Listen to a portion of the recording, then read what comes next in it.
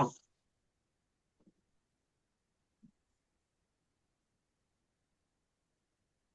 എനിക്ക് കാണുന്നില്ലേ? കാണാം. കണ്ടു.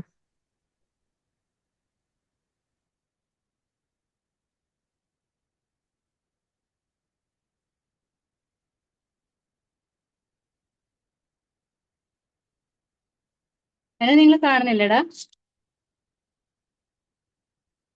കാണുന്നുണ്ട് മിസ്സേ. ഓക്കെ ഓക്കെ, ശരി ശരി. എന്റെ കാണുന്നില്ല, ഇവിടെ ജെമിനി കാണുന്നത്.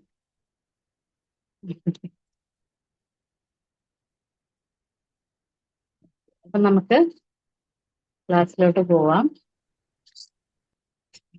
കഴിഞ്ഞ ദിവസം ടീച്ചിങ് മാനുവലിന് ക്ലാസ് എടുക്കാനുള്ളത് എന്നെ ഓർമ്മപ്പെടുത്തിയില്ലല്ലോ. ലെസൺ പ്ലാൻ വിട്ടുതരാനുള്ള ഞാൻ പറഞ്ഞിരുന്നില്ലേ, ലെസൺ പ്ലാൻ വിട്ടുതരാൻ ഓർമ്മപ്പെടുത്തണം എന്നുള്ളത്. ഉം. ഇനിയിപ്പോ നോക്കട്ടെ. എന്റെ സ്വന്തം ടീച്ചിങ് മാനുവൽ കഴിഞ്ഞ ദിവസം നമ്മൾ പറഞ്ഞു അല്ലെ, കുട്ടികൾക്ക് നമ്മൾ ഏത് രീതിയിലാണ് കൊടുക്കേണ്ടത് എന്നുള്ള കാര്യങ്ങളൊക്കെ നമ്മൾ പറഞ്ഞു.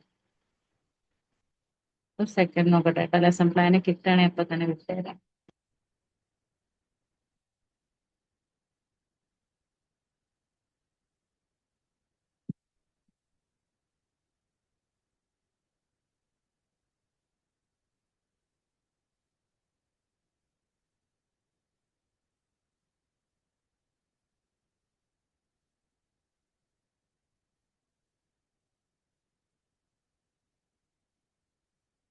നിങ്ങളുടെ മുൻപത്തെ ബാച്ചിന്റെ കോൺവെക്കേഷൻ ആയിരുന്നു. എന്റെ സ്റ്റാറ്റസ് കണ്ടോ? ഉം. അങ്ങനെ കോൺവെക്കേഷൻ വേണ്ടേ? വേണം.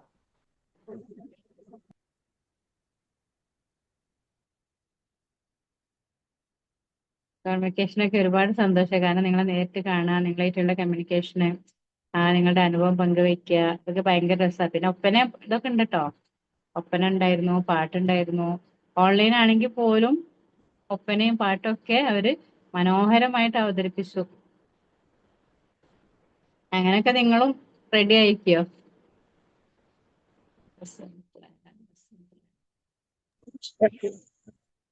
ഉം. Okay ma'am. എന്നാ അപ്പൊ ആ സമയത്ത് നാട്ടിലേക്ക് വന്നോളൂ. എന്നെന്ത് കഴിഞ്ഞ ക്ലാസ്സിന്? കഴിഞ്ഞ ക്ലാസ്സിന് എനിക്ക് ഡോക്ടർ ഒരു അപ്പോയിന്റ്മെന്റ് ഉണ്ടായി, പുറത്തു വരുന്നു. ആ. ക്ലാസ്സിൽ വീഡിയോ ഓഫ് ആയിരുന്നു.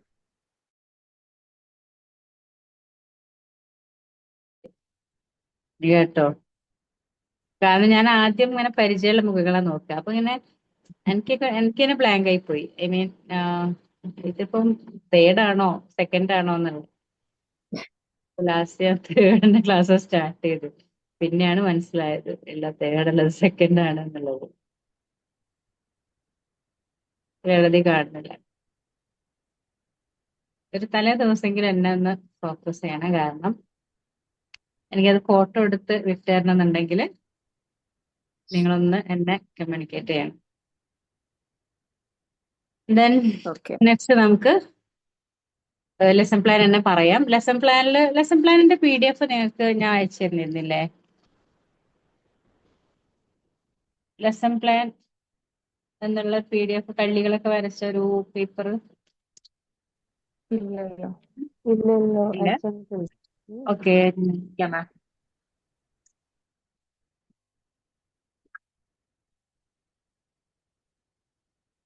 എന്റെ ഡെസ്കിലില്ല. അതില് ലെസൺ പ്ലാനിൽ നമ്മൾ ഫസ്റ്റ് കൊടുക്കാറ് എന്താന്ന് വെച്ചാല് നമ്മുടെ ഈ ടോട്ടൽ ആയിട്ടുള്ള detailed school name, class, strength, അതുപോലെ തന്നെ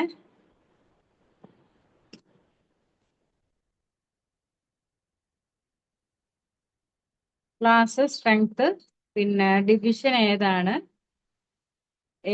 എടുക്കുന്ന സബ്ജക്റ്റ്, ഇങ്ങനെയുള്ള കാര്യങ്ങളൊക്കെയാണ് അതിൽ വരുന്നത്.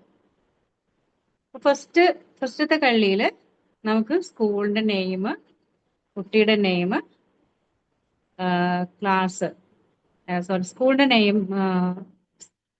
നെയിം എഴുതിയിട്ട് ക്ലാസ് ഏതാണ് ഡിവിഷൻ, ആ ഡിവിഷനിൽ എത്ര സ്ട്രെങ്ത് ഉണ്ട് എന്നുള്ള കാര്യങ്ങൾ. പിന്നെ അടുത്ത കോളത്തില് പ്രസന്റ്, എത്ര കുട്ടികൾ ഇന്ന് പ്രസന്റ് ആയിട്ടുണ്ട്, എത്ര പേര് ആബ്സെന്റ് ആയിട്ടുണ്ട് എന്നുള്ളത് എഴുതണം. കരിക്കുലർ ഒബ്ജക്റ്റീവ് വരുന്നുണ്ട്.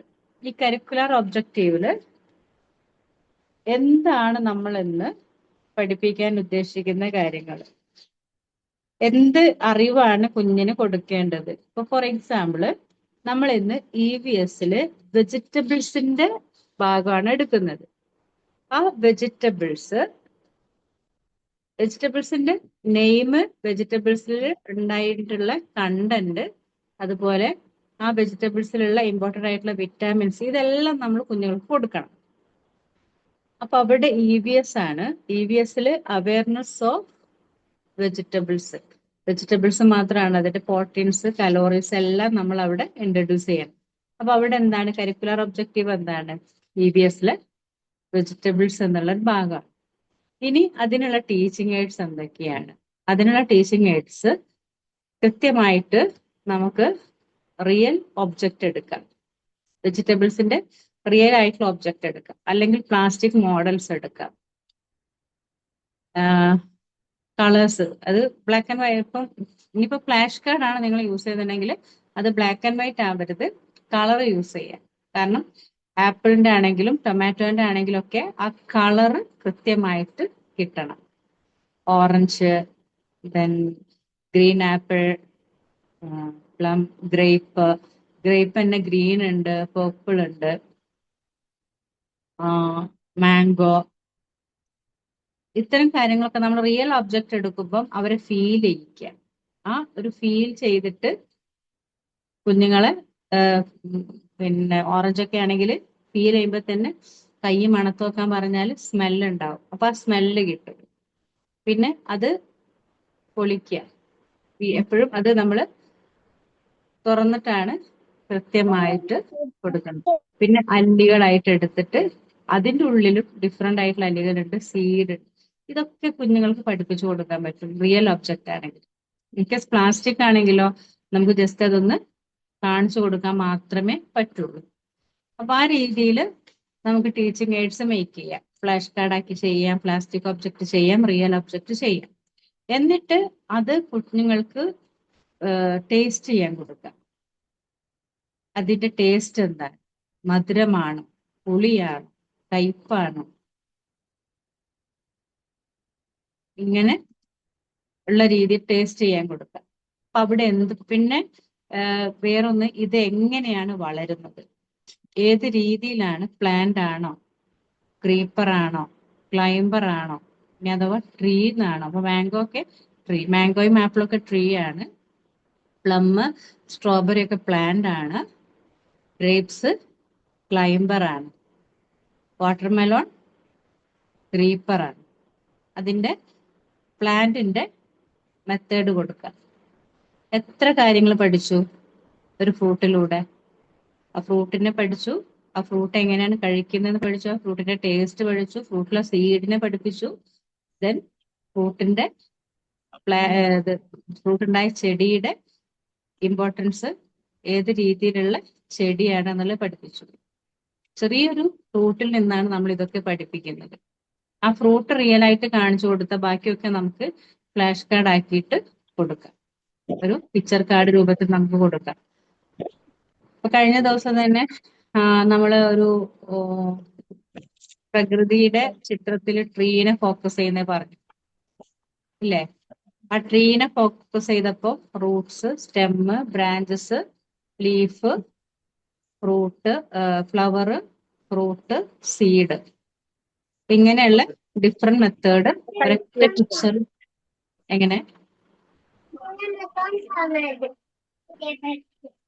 അംഷിന എന്നോടാണോ ചോദിച്ചത്? അല്ല അവൻ ഓക്കെ. അപ്പൊ അത് ആ രീതിയിൽ നമ്മൾ ചെയ്തു.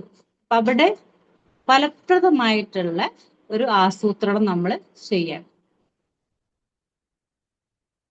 ഈ രീതിയിൽ ഇപ്പൊ നമ്മള് ഫസ്റ്റ് ഡേ തന്നെ ക്ലാസ്സിലേക്ക് പോയി കഴിഞ്ഞിട്ട് നമ്മൾ ഫ്രൂട്ട്സും വെജിറ്റബിൾസും പഠിപ്പിക്കാൻ ഉദ്ദേശിക്കുന്നുണ്ടെങ്കിൽ ഞാൻ ഇന്ന് പഠിപ്പിക്കാൻ പോകുന്നത് ഫ്രൂട്ട്സ് ആണ് കേട്ടോ എന്ന് പറയുന്നതിന് പകരം ആദ്യം നമ്മൾ റൈംസിലൂടെ അല്ലെങ്കിൽ ഒരു സ്റ്റോറിയിലൂടെ ഒക്കെ സ്റ്റാർട്ട് ചെയ്യാം.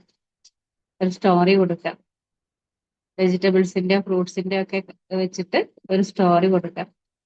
ഇപ്പോ ഒരു പാട്ടില്ലേ, പച്ചക്കറിക്കായ തട്ടിൽ എന്നൊക്കെ പറഞ്ഞിട്ടുള്ള ഒരു പാട്ടില്ലേ, അതിലെല്ലാ വെജിറ്റബിൾസിന്റെ പേരും പറയുന്നുണ്ട്. അതുപോലെ ഒരു തട്ടിലേക്ക് നമ്മൾ ആ പാട്ട് പ്ലേ ചെയ്തിട്ട് ഇട്ട് കഴിഞ്ഞാൽ കുട്ടികൾക്കും ഭയങ്കര ഇൻട്രസ്റ്റ് ആണ്. ആ രീതിയിൽ നമുക്ക് കൊടുക്കുക. പ്രവർത്തനം ആസൂത്രണം ചെയ്ത് നടപ്പാക്കുക. പിന്നെ പാട്ടുകൾ, കവിതകൾ, കഥകൾ, പഴഞ്ചൊല്ലുകൾ, കടങ്കഥകൾ, പേപ്പർ കട്ടിങ്സ് ഇവയൊക്കെ യൂസ് ചെയ്തിട്ട് നമുക്ക് കൊടുക്കാം. ഈ രീതിയിൽ കട്ടിങ്സ്, പേപ്പർ കട്ടിങ്സ് കൊടുക്കുമ്പോൾ ഒരു പ്രത്യേകതയുണ്ട്. പേപ്പർ കട്ടിങ്സ് കൊടുക്കുമ്പോൾ നമ്മൾ ഒരു ഫ്രൂട്ടിനെ തന്നെ നമ്മൾ കുറേ ഫോട്ടോസ്റ്റാറ്റ് എടുക്കുക. ഫോട്ടോസ്റ്റാറ്റ് എടുത്തിട്ട് ആ ഫ്രൂട്ട്സിന്റെ അവിടെ തയ്യൽ മെഷീനൊക്കെ ഉണ്ടെങ്കിൽ വളരെ ഈസി ആയിട്ട് ചെയ്യാൻ പറ്റുന്ന ഒരു കാര്യമാണ്. അപ്പൊ മാംഗോ ആണ്, ഒരു 3-4 പേപ്പർ വെച്ചിട്ട് നമ്മൾ തയ്യൽ മെഷീനിൽ ഇങ്ങനെ മാംഗോ ഡോട്ട് ഇട്ട് കൊടുക്കുക, നൂലിടാതെ ഡോട്ട് ഇട്ട് കൊടുക്കുക. എന്നിട്ട് മക്കളെ കൊണ്ട് അതിങ്ങനെ പതിയെ പതിയെ പതിയെ അത് കീറിയെടുപ്പിക്കുക. എന്നിട്ട് അതിന് കളർ കൊടുപ്പിക്കുക. ആ ഒരു മാംഗോ ഷെയ്ഡ്, നിങ്ങൾ കണ്ട മാംഗോയുടെ കളർ നിങ്ങൾ കൊടുക്കുക എന്ന് പറഞ്ഞിട്ട് ക്രയോൺ ബോക്സും തുറന്നു കൊടുക്കുക. ആ രീതിയിൽ നമ്മൾ ചെയ്യുമ്പോൾ അവിടെ വിഷ്വലി കുഞ്ഞുങ്ങൾക്ക് എന്തെങ്കിലും ഡിസ്ക്രിമിനേഷൻ ഉണ്ടാവും. മാങ്ങയുടെ കളർ പച്ച കൊടുത്താൽ പച്ച മാങ്ങയാണ്, പക്ഷെ ഇതൊന്നും അല്ലാതെ പെർപ്പിളോ അല്ലെങ്കിൽ മറ്റേതെങ്കിലും കളറോ കൊടുത്തു കഴിഞ്ഞാൽ നമുക്ക് ചോദിക്കാം, ഇതാണോ കുഞ്ഞ് കണ്ട മാംഗോയുടെ കളറ്? ഇത് റെഡാണ് എന്ന് പറഞ്ഞാൽ ആ കുഞ്ഞിന് വിഷ്വലി എന്തെങ്കിലും പ്രോബ്ലം ഉണ്ടെന്ന് നമുക്ക് മനസ്സിലാക്കാൻ പറ്റും. അപ്പൊ അത് നമ്മുടെ ടീച്ചിങ് എയ്ഡ് പ്രകാരമാണ് അതൊക്കെ ചെയ്യേണ്ടത്. പിന്നെ വേണ്ടത് എന്താണ്, ഈ ക്ലസ്റ്റർ പരിശീലനങ്ങളുണ്ട്. കഴിഞ്ഞ ദിവസം പറഞ്ഞൊരു കാര്യമാണ് ടീച്ചേഴ്സിന്റെ ക്ലസ്റ്റർ പരിശീലനങ്ങൾ, അതായത് ടീച്ചേഴ്സ് ട്രെയിനിങ് പ്രോഗ്രാംസ്. ഈ ടീച്ചേഴ്സ് ട്രെയിനിങ് പ്രോഗ്രാംസിൽ കൃത്യമായിട്ട് ഇതേ രീതിയിലുള്ള അവയർനെസ് കൊടുക്കും. ഓരോ ചാപ്റ്ററിലും എന്തൊക്കെയാണ് വരുന്നത്, ആ ചാപ്റ്റർ എങ്ങനെയാണ് പഠിപ്പിക്കേണ്ടത്, ആ ചാപ്റ്റർ പഠിപ്പിക്കുന്നതിൽ എന്താണ് കുഞ്ഞിന് കിട്ടേണ്ടത്, ആ ഒരു ശേഷി. അപ്പം സ്കില്ല്, കുഞ്ഞിന് ഏത് സ്കില്ലാണ്, റൈറ്റിംഗ് സ്കില്ലാണോ, റീഡിംഗ് സ്കില്ലാണോ, അല്ലെങ്കിൽ ഇമാജിനേഷൻ പവർ ആണോ എന്നുള്ള രീതിയിൽ നമ്മൾ കൃത്യമായിട്ട് കൊടുക്കണം. ഇന്ന് നമുക്ക് കോൺവക്കേഷനിൽ ഒരു മെന്റലിസ്റ്റ് വന്നിരുന്നു. മെന്റലിസ്റ്റ് വന്ന സമയത്ത് എല്ലാവരോടും കണ്ണടച്ചിട്ട് ഓരോന്നും ചെയ്യാൻ പറഞ്ഞു.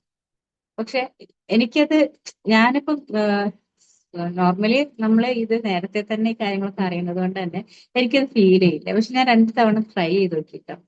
ഞാൻ 2 തവണ ട്രൈ ചെയ്ത് നോക്കിയിട്ട് കണ്ണടച്ചിട്ട്, നമ്മുടെ മെന്റലിസ്റ്റിനുള്ള നിർദ്ദേശമാണ്, മൊത്തത്തിൽ പറയുമ്പോഴേക്കും നമ്മുടെ ക്ലാസ് കഴിയും. അപ്പൊ ഫെവിക്കോൾ തലയിലൂടെ ഒഴിച്ചിട്ട് ഫെവിക്കോൾ വെച്ചിട്ട് കണ്ണ് പൊട്ടിപ്പോയിട്ടുണ്ടെങ്കിൽ കണ്ണ് തുറക്കാൻ പറ്റില്ല എന്ന് പറയാൻ. ആ കണ്ണ് തുറക്കാൻ കഴിയാതെ എത്രയോ സ്റ്റുഡൻസ് അവിടെ നിന്നിട്ട് ഭയങ്കര പ്രയാസപ്പെട്ട് തുറക്കാൻ പറ്റുന്നില്ല അവർക്ക്. പക്ഷെ നമ്മളത് കാണാണ്. നമ്മൾ കാണുമ്പോൾ അവിടെ എന്താ സംഭവിക്കുന്നത്, ഇമാജിനേഷൻ ആണ്. നമ്മള് മൈൻഡില് നമ്മൾ ഇമാജിൻ ചെയ്യാണ്.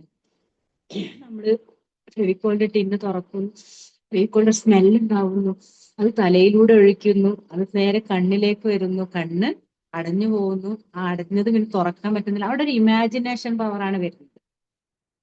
നിങ്ങളുടെ സീനിയേഴ്സ് ആണത്. അവർക്ക് ആ ഒരു സാറ് പറഞ്ഞ ആ രീതിയിൽ ചെയ്തപ്പോൾ അവർക്കത് കണ്ണ് തുറക്കാൻ പറ്റുന്നില്ല. കാരണം അത് അവർ അത്രയും ഇമാജിൻ ചെയ്തിട്ടുണ്ട്. ഞാൻ ചെയ്തിട്ട് എനിക്ക് പറ്റില്ല കേട്ടോ. താജുദ്ദീൻ സാറ് കളിയാക്കുന്നുണ്ട്, മാം വെറുതെ ചെയ്യാൻ മാം പറ്റില്ല, കാരണം നമുക്കിത് ഓൾറെഡി അറിയാം എന്താ സംഭവിക്കാൻ പോണെന്നുള്ളത്. അപ്പോ അതുകൊണ്ട് തന്നെ നമുക്ക് ആ ഒരു ഇമാജിനേഷൻ പവറാണ് നമ്മുടെ കുട്ടികൾക്ക് നമ്മൾ കൊടുക്കേണ്ടത്. ആ ഒരു ഇമാജിനേഷൻ കൃത്യമായിരിക്കണം. നമ്മളൊരു കാര്യത്തെക്കുറിച്ച് കൊടുക്കുമ്പോൾ ഇമാജിൻ ചെയ്യാനുള്ള ഒരു കപ്പാസിറ്റി ആ ഒരു കുഞ്ഞിന് നമ്മളാണ് കൊടുക്കേണ്ടത്. അവിടെയാണ് ഒരു ടീച്ചറുടെ ക്വാളിറ്റി വരുന്നത്. അവിടെ നമ്മൾ ഒരുപാട് കാര്യങ്ങളിൽ അവരിലൂടെ ഇടപെടലുകൾ നടത്തും. ഞാനൊന്ന് വെള്ളം പിടിക്കട്ടെ. ആ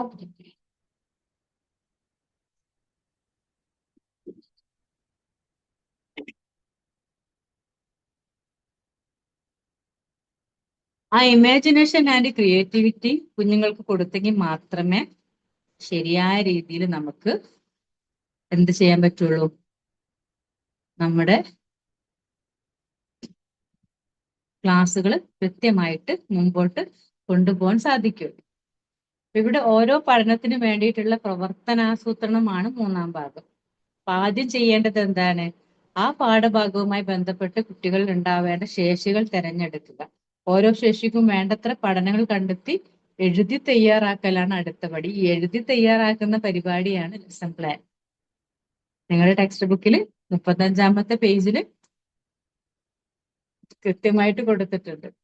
ഈ എന്താണ് ഞാൻ ചെയ്യേണ്ടത്, ഞാൻ ക്ലാസ്സിൽ പോയിട്ട് എന്താണ് ചെയ്യേണ്ടത്, എന്താണ് അവർക്ക് കിട്ടുക, അതാണ് കരിക്കുലർ ഒബ്ജക്റ്റീവ്. കുട്ടികൾക്ക് ഏത് ശേഷിയാണ് കിട്ടേണ്ടത്, അത് curricular objective. Then teaching AIDS, അത് കിട്ടാൻ വേണ്ടിയിട്ട് എന്തൊക്കെയാണ് ഞാൻ ക്ലാസ്സിൽ ഉപയോഗിക്കേണ്ടത്, അതിന് ടീച്ചിങ് എയ്ഡ്സ്. പിന്നീട് നമ്മൾ അവിടെ ക്ലാസ് റൂമിൽ പ്രിപ്പയർ ചെയ്യാൻ അവിടെ കൊടുക്കേണ്ട കാര്യങ്ങൾ, എക്സ്പ്രസ് ചെയ്യേണ്ട കാര്യങ്ങൾ എന്താണ്, ഞാൻ ഫസ്റ്റ് ക്ലാസ്സിലേക്ക് പോയിട്ട് ഏത് രീതിയിലാണ് ക്ലാസ് കൊടുക്കുക, ആ ക്ലാസ് കൊടുത്തതിലൂടെ എന്ത് കഴിവാണ് കുഞ്ഞിന് ആ സമയത്ത് കിട്ടിയത് എന്നുള്ളതൊക്കെ കൃത്യമായിട്ട് നമ്മൾ എഴുതി തയ്യാറാണ്. അപ്പൊ അത് വേണ്ടത്ര പഠനങ്ങൾ നടത്തുക. തലേ ദിവസം കൃത്യമായി നിങ്ങൾ എന്ത് ചെയ്യണം, നാളെ അരമണിക്കൂറാണ് ക്ലാസ് എങ്കിൽ ഇന്ന് 1.5-2 മണിക്കൂർ നമ്മൾ അതിനു വേണ്ടി ചെലവഴിക്കേണ്ടി വരും. ടീച്ചിങ് എയ്ഡ്സ് ഉണ്ടാക്കാനും എങ്ങനെ അത് കൊടുക്കാം എന്നുള്ള രീതി ചിന്തിക്കാൻ വേണ്ടിയിട്ടും. അവിടെ പാഠപുസ്തകത്തിലെയും അധ്യാപക സഹായത്തിലെയും പ്രവർത്തനങ്ങളെല്ലാം യാന്ത്രികമായി ചെയ്തു തീർക്കലല്ല ലക്ഷ്യം. അതായത് നമുക്ക് പാഠപുസ്തകത്തിൽ കുറെ കാര്യങ്ങളുണ്ട്, ടീച്ചിങ് ഗൈഡ് ഉണ്ടായിരിക്കും, ആ ടീച്ചിങ് ഗൈഡിലും കുറെ കാര്യങ്ങളുണ്ടായിരിക്കും. പക്ഷെ അത് മാത്രം ചെയ്താൽ പോരാ, അതിലൂടെ കുഞ്ഞുങ്ങൾ എന്തൊക്കെ കിട്ടുന്നുണ്ട്. ഇപ്പൊ നേരത്തെ ഞാൻ പറഞ്ഞു EVS നമ്മളൊരു ഫ്രൂട്ടിന്റെ പേര് പഠിപ്പിക്കുക, അതാണ് നമുക്കുള്ള ടാസ്ക്. പക്ഷെ ആ ഫ്രൂട്ടിന്റെ പേര് പഠിപ്പിക്കുന്നതിലൂടെ ആ ഫ്രൂട്ടിന്റെ പേര് മാത്രമല്ല, ആ ഫ്രൂട്ട് എങ്ങനെ കഴിക്കണം, ആ ഫ്രൂട്ടിൽ വാട്ടർ കണ്ടന്റ് ഉണ്ടോ, ഏത് രീതിയിൽ സീഡ്സ് ഉണ്ട്, എങ്ങനെയാണ് വളരുന്നത്, ഇതൊക്കെ നമ്മൾ പഠിപ്പിച്ചു കൊടുക്കണം. അപ്പോഴേ ആ ഒരു പഠനത്തിൽ അത് പൂർണ്ണമായിരിക്കുള്ളൂ. ഓരോ ക്ലാസ്സിനും കുട്ടികൾക്ക് അനുയോജ്യമായ പ്രവർത്തനങ്ങൾ തിരഞ്ഞെടുത്ത് നടപ്പിലാക്കുക. LKG കൊടുക്കുന്ന അതേ പ്രവർത്തനങ്ങളിൽ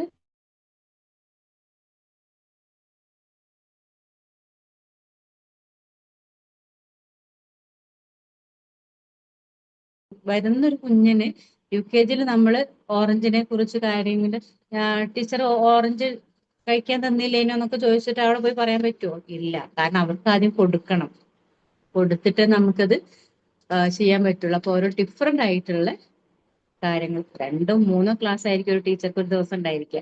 ആ 3 ക്ലാസ്സിലും ഡിഫറെന്റ് സബ്ജക്റ്റ് ആയിരിക്കും, ഡിഫറെന്റ് മെത്തേഡ് ആയിരിക്കും. EVS ആണെങ്കിൽ ഒരു ക്ലാസ് EVS ആണെങ്കിൽ അടുത്ത ക്ലാസ്സിൽ മാത്സ് ആയിരിക്കാം, അടുത്ത ക്ലാസ്സിൽ ഇംഗ്ലീഷ് ആയിരിക്കാം. അപ്പൊ അവിടെ പ്രവർത്തനങ്ങൾ നമ്മൾ തലേ ദിവസം തന്നെ നോക്കണം, ഏത് രീതിയിലാണ് നമ്മൾ കൊടുക്കണമെന്ന് മനസ്സിലാക്കണം. അതുപോലെ തന്നെ ഓരോരുത്തരുടെയും സാഹചര്യങ്ങൾക്കനുസരിച്ച് ആവശ്യമായ പ്രവർത്തനങ്ങളുടെ എണ്ണവും തരവും അവ നടത്തുന്നതിന്റെ ആവൃത്തി വ്യത്യസ്തമായിരിക്കും. കാരണം ചില കുട്ടികൾക്ക് പെട്ടെന്ന് തന്നെ ക്യാച്ച് ചെയ്യും. ഒരു കാര്യം പറഞ്ഞാൽ അത് വളരെ ഈസി ആയിട്ട് തന്നെ മനസ്സിലാക്കാൻ സാധിക്കും. പക്ഷേ വേറെ ചില കുട്ടികൾക്ക് എത്ര പറഞ്ഞാലും മനസ്സിലാക്കാൻ സാധിക്കില്ല. അവർക്ക് അത് നമ്മൾ ഇൻഡിവിജ്വൽ ആയിട്ട് കൂടുതൽ കാര്യങ്ങൾ കൊടുക്കേണ്ടി വരും. എങ്കിൽ മാത്രമേ കൃത്യമായിട്ട് അത് മനസ്സിലാക്കാൻ സാധിക്കുള്ളൂ.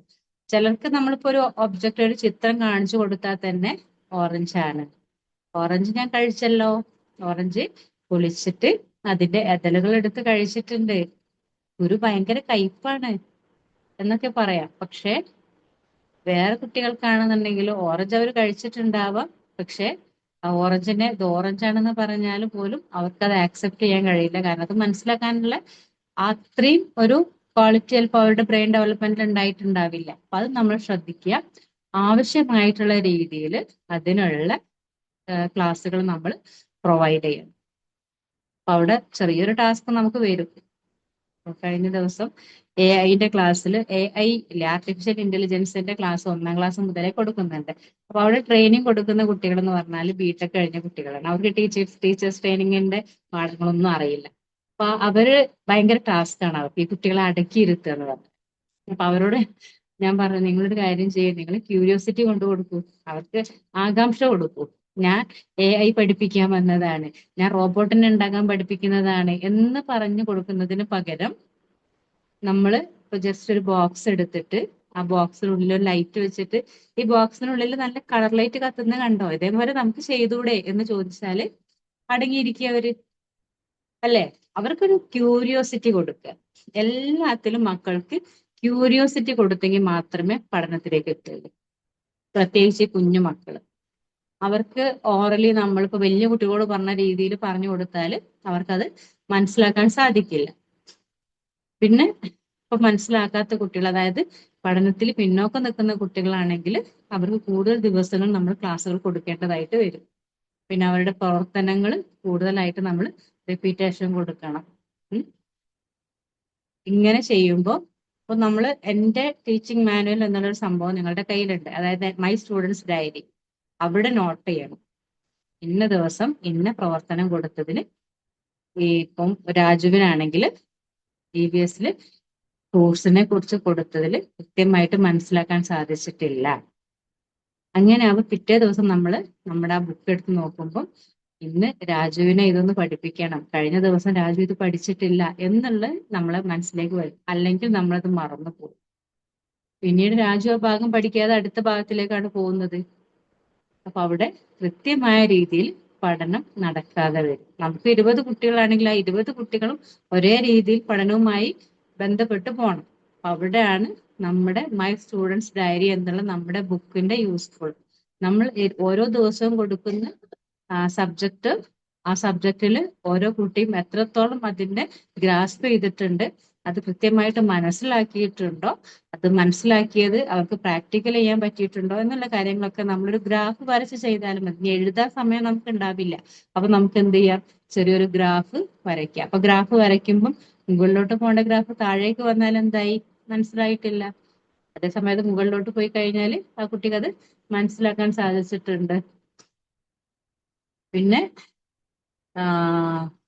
ഓരോ ദിവസവും വരുന്ന ആക്ടിവിറ്റിയിലുള്ള ഡെവലപ്മെന്റ് നമുക്ക് നോട്ട് ചെയ്യാം. നമ്മുടെ ക്ലാസ്സിലുള്ള ഡെവലപ്മെന്റൽ പ്രോസസ് നമുക്ക് നോട്ട് ചെയ്യാം. ഇനി ടീച്ചിങ് മാനുവൽ, ലെസൺ പ്ലാൻ ആണ് ഞാനിപ്പോ പറഞ്ഞത്. ലെസൺ പ്ലാനിൽ നേരത്തെ പറഞ്ഞൊരു വേറൊരു കാര്യം വിട്ടുപോയിട്ടുണ്ട്. നമ്മള് കരിക്കുലർ ഒബ്ജക്റ്റീവ് പറഞ്ഞു, ടീച്ചിങ് എയ്ഡ്സ് പറഞ്ഞു, പ്രോസസ്സ് നമ്മൾ എങ്ങനെ കൊടുക്കുന്നുള്ളത്, പിന്നെ റെസ്പോൺസ്, കുട്ടികളുടെ റെസ്പോൺസ്. പല ലെസൺ പ്ലാനും ഞാൻ നോക്കുന്ന സമയത്ത് റെസ്പോൺസിൽ കുട്ടികൾ എഴുതിയിട്ടുണ്ട്, കുട്ടികൾ വളരെ ശ്രദ്ധയോടെ ക്ലാസ്സുകൾ കേട്ടിരുന്നു. എല്ലാ ലെസൺ പ്ലാനിലും റെസ്പോൺസ് അതായിരിക്കും, കുട്ടികൾ വളരെ ശ്രദ്ധയോടെ ക്ലാസ്സുകൾ കേട്ടിരുന്നു. പക്ഷെ അത് മാത്രമാണോ റെസ്പോൺസ്? അല്ല. റെസ്പോൺസ് അവർ ചോദിച്ച ചോദ്യങ്ങൾ എഴുതാം, അതുപോലെ കുട്ടികൾ നമ്മളായിട്ട് കമ്മ്യൂണിക്കേറ്റ് ചെയ്ത് എങ്ങനെയാണ് അത് ഉണ്ടാകുന്നത്, ഏത് രീതിയിലാണ് ഉണ്ടാകുന്നത്, ഇതിന്റെ ഷേപ്പ് എന്താ, ഇതൊക്കെ അവരുടെ റെസ്പോൺസ് അല്ലേ, അതൊക്കെ നമുക്ക് പോയിന്റ് ഔട്ട് ചെയ്ത് എഴുതാം. അല്ലാതെ എല്ലാ റെസ്പോൺസും ഒരേ രീതിയിൽ നമുക്ക് വരാൻ പാടില്ല, അത് ശ്രദ്ധിക്കുക. പിന്നെ വരുന്നത് ക്ലാസ് വർക്കാണ്. ക്ലാസ്സിൽ നമ്മൾ എന്താണ് അതിന്റെ ഫോളോ അപ്പ് കൊടുത്തത്. ഫ്രൂട്ട്സിന്റെ ഫോളോ അപ്പ് നമുക്ക് നമ്മൾ നേരത്തെ പറഞ്ഞതുപോലെ നമ്മൾ ജസ്റ്റ് ഡോട്ട് ഇട്ടിട്ട് ഒരു ഷേപ്പ് കൊടുത്തിട്ട് ആ ഷേപ്പിനെ കുഞ്ഞുങ്ങളെ കൈകൊണ്ട് മുറിച്ചിട്ടാണ് ക്രയോൺസ് കൊടുത്തതെന്നുണ്ടെങ്കിൽ അത് ക്ലാസ് ഫോളോ അപ്പ് ആണ്. അപ്പൊ അത് എഴുതാം. പിന്നെ ഹോം അസൈൻമെന്റ്സ്, വീട്ടിൽ ചെന്നിട്ട് ഫ്രൂട്ട്സ് ഉണ്ടെങ്കിൽ, ഇപ്പൊ പപ്പായനെ കുറിച്ച് പഠിപ്പിക്കുകയാണെങ്കിൽ വീട്ടിൽ ചെന്നിട്ട് പപ്പായമരം ഉണ്ടാകും വീട്ടില്, അപ്പൊ പപ്പായമരം ശ്രദ്ധിക്കുക, പപ്പായമരത്തിന്റെ ലീഫ് എങ്ങനെയാണ്, അതിന്റെ സ്റ്റെം എങ്ങനെയാണ്, ബ്രാഞ്ച് ഉണ്ടോ, അല്ലെങ്കിൽ അതിൽ ഫ്രൂട്ട് വന്നിട്ടുണ്ടോ, ഫ്രൂട്ട് ഏത് കളറാണെന്നുള്ളതൊക്കെ നോക്കി വരണം കേട്ടോ എന്ന് നമ്മൾ പറഞ്ഞു കൊടുത്താൽ അത് ഹോം അസൈൻമെന്റ്സ് ആണ്. ഇത്രയും കാര്യങ്ങളാണ് ലെസൺ പ്ലാനിലുള്ളത്. ഞാൻ ലെസൺ പ്ലാനിന്റെ PDF അയക്കാം, അതിന്റെ ഒരു മോഡലും ഞാൻ നിങ്ങൾക്ക് വിട്ടുതരാം. നെക്സ്റ്റ് വരുന്നത് ടീച്ചിങ് മാനുവൽ ആണ്. അപ്പോൾ lesson plan, teaching manual, my students diary. മൈ സ്റ്റുഡൻസ് ഡയറി ആണ് ഫസ്റ്റ് പറഞ്ഞത്. പിന്നെ പറഞ്ഞ ലെസൺ പ്ലാൻ ആണ്. ഇനി പറയാൻ പോകുന്നത് ടീച്ചിങ് മാനുവൽ. ശേഷികൾ വളർത്തിയെടുക്കുക, അതായത് സ്കിൽ ഡെവലപ്പ് ചെയ്യുക എന്ന ലക്ഷ്യത്തെ മുൻനിർത്തി നടത്തുന്ന മുൻകൂട്ടിയുള്ള തയ്യാറെടുപ്പുകളും തത്സമയ തീരുമാനങ്ങളും എല്ലാം പ്രതിഫലിക്കുന്ന രേഖ. ഓരോ വർഷവും ഇതിന്റെ ശേഖരണ ഭാഗം വളർന്നുകൊണ്ടിരിക്കും. അതായത് നമ്മൾ ഒരു കരിക്കുലം പ്രിപ്പയർ ചെയ്യാണ്. നമുക്ക് നോർമലി നമുക്ക് ആര് കരിക്കുലം തന്നിട്ടുണ്ട്? നമ്മുടെ സ്കൂള് തന്നെ തന്നിട്ടുണ്ട്. ഇതാണ് നമ്മുടെ ടെക്സ്റ്റ് ബുക്ക്. ഫസ്റ്റ് ടൈം ഇത്ര ഭാഗം 3 ടെക്സ്റ്റ് ബുക്ക് ഉണ്ട്.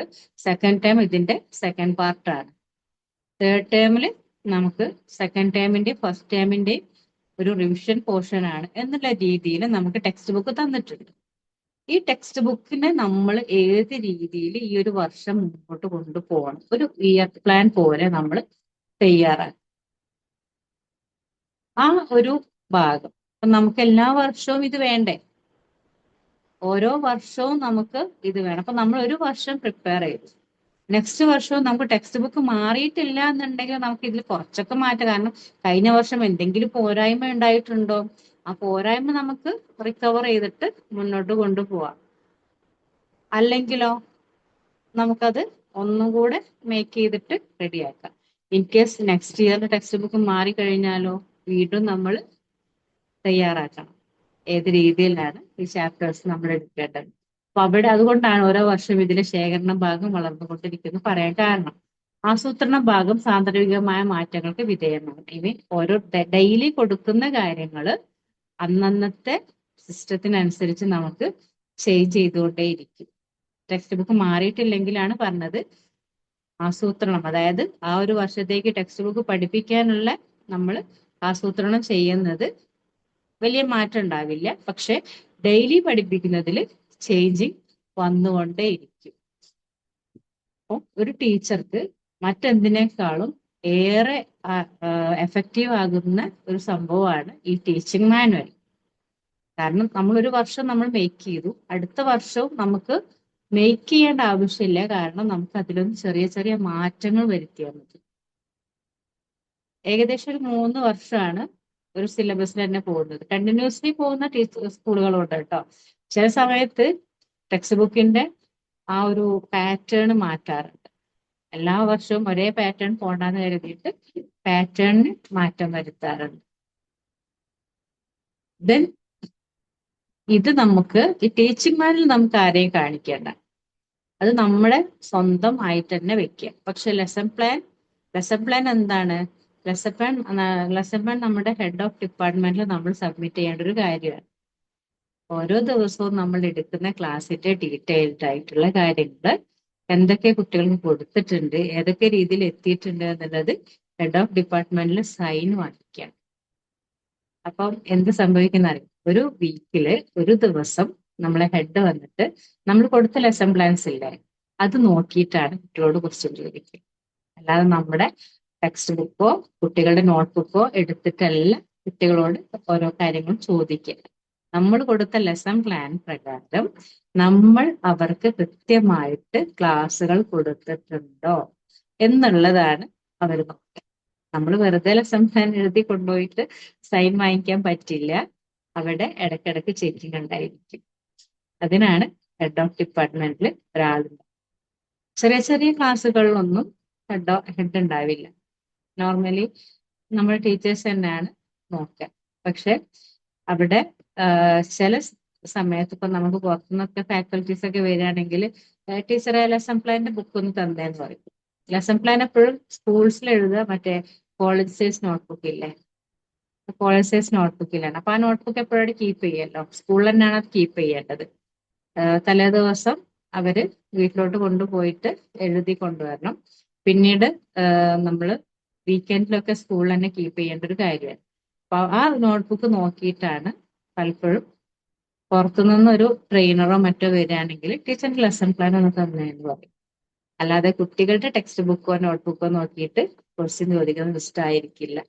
പക്ഷെ ഈ ടീച്ചിങ് മാനുവൽ നിങ്ങൾ അവർക്ക് കാണിച്ചു കൊടുക്കേണ്ട ആവശ്യമില്ല. ടീച്ചിങ് മാനുവൽ അത് നിങ്ങൾ ഏത് രീതിയിലാണ് ആ ക്ലാസ്സുകളുമായി മുമ്പോട്ട് കൊണ്ടുപോകുന്നത് എന്നുള്ളതാണ്. പിന്നെ മൈ സ്റ്റുഡൻസ് ഡയറി അതും നമ്മൾ കൊടുക്കേണ്ട ആവശ്യമില്ല. അത് നമുക്ക് നമ്മുടെ കുട്ടികളെ മനസ്സിലാക്കാൻ വേണ്ടിയിട്ടുള്ളത്.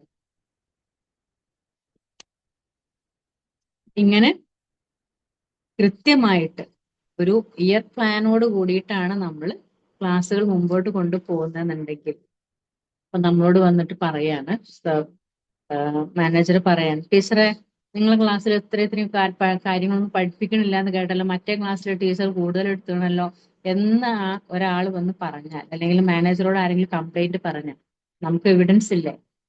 നമ്മൾ കൊടുത്തതിന് എവിഡൻസ് ഉണ്ട്. നമ്മൾ കുട്ടികൾക്ക് ആ ഒരു അറിവ് കൊടുത്തതിനുണ്ടെങ്കിൽ അവര് അത് പറയുകയും ചെയ്യും. അവിടെ നമുക്ക് മറ്റുള്ളവരുടെ വിമർശനങ്ങളെ ഭയക്കാതെ മുമ്പോട്ട് പോകാം.